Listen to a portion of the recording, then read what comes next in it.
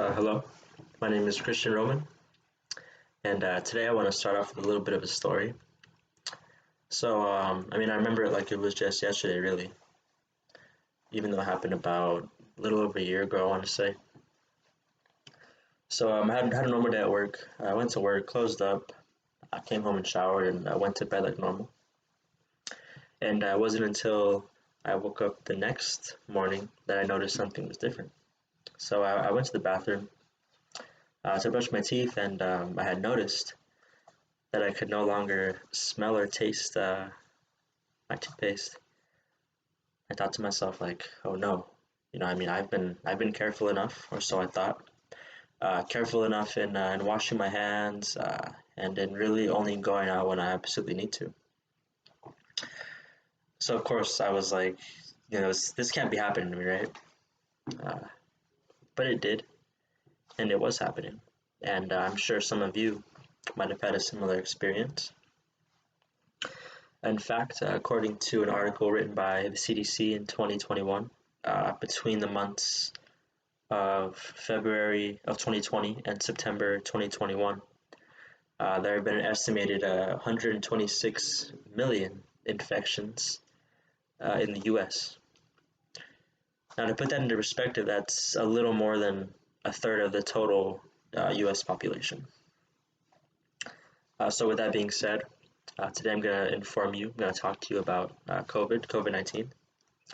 More specifically, though, I'm going to talk to you about what it is, what it does, how it spreads, some of its symptoms, and also I'm going to talk to you about what you can do to prevent yourself from getting it.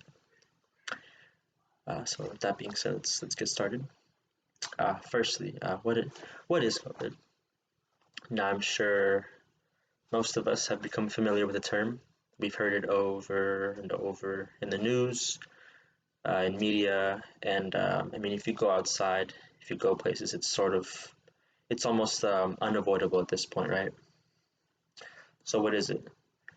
COVID is a respiratory illness that first emerged sometime back in December of 2019, and it belongs to a family of viruses known as coronaviruses.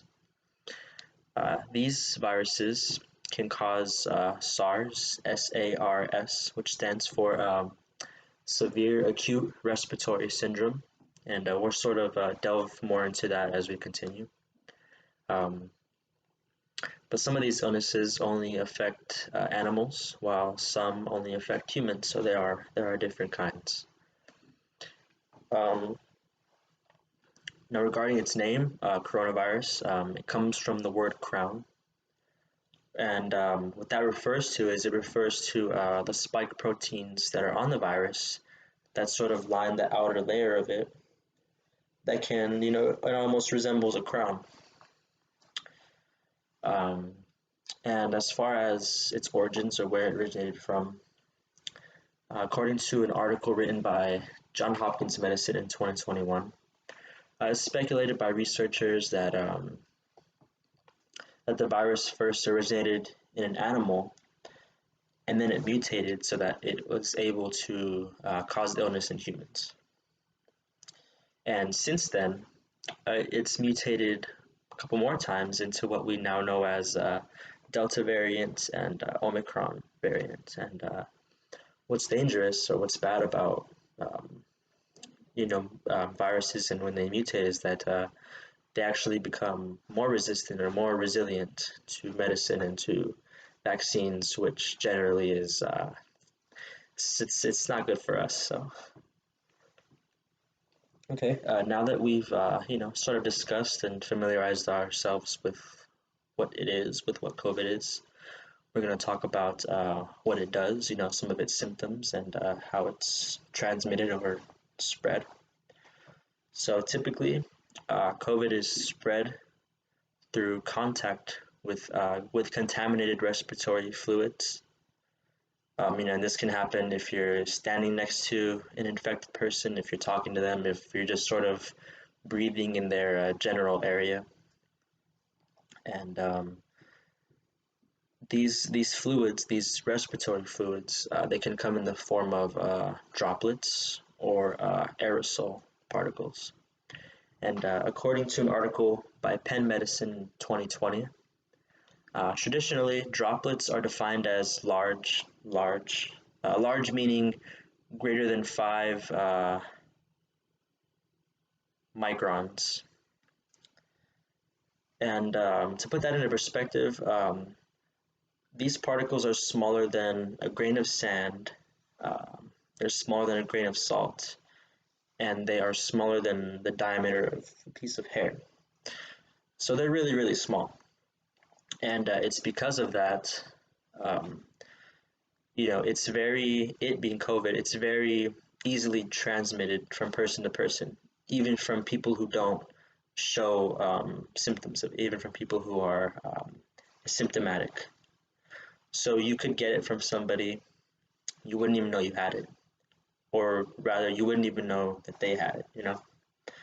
So it's very dangerous in that regard. And as I mentioned before, this illness can cause SARS, SARS being a severe acute respiratory syndrome. And symptoms of that include muscle fatigue, um, fever, difficulty breathing, coughing. Generally, it's just not really a good time. And people with pre-existing conditions or people who are older, um, they are at increased risk of severe illness from COVID. And this is due to the fact that they have weakened immune system. Sorry, they have weakened immune system, so their body isn't able to sort of fight off the virus as effectively as people with stronger immune systems. So in some cases, these people can die. They can become hospitalized. Um, so it's really dangerous. Another common reported symptom, even myself, I was affected by this. Another really common symptom is that people will lose their smell and taste. And as of right now, there is no way to sort of fix or cure this, and generally it sort of goes away by itself. Okay, so now that we've talked about what it is and what it does and its symptoms, we're going to talk about what you can do to sort of reduce your chances of getting it, of contracting it.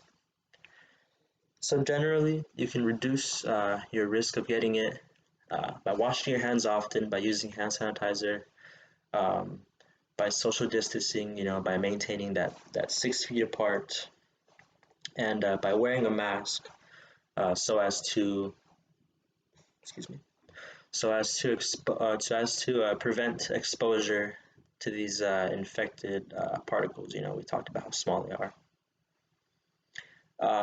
Not only this, but getting a vaccine helps your chances greatly.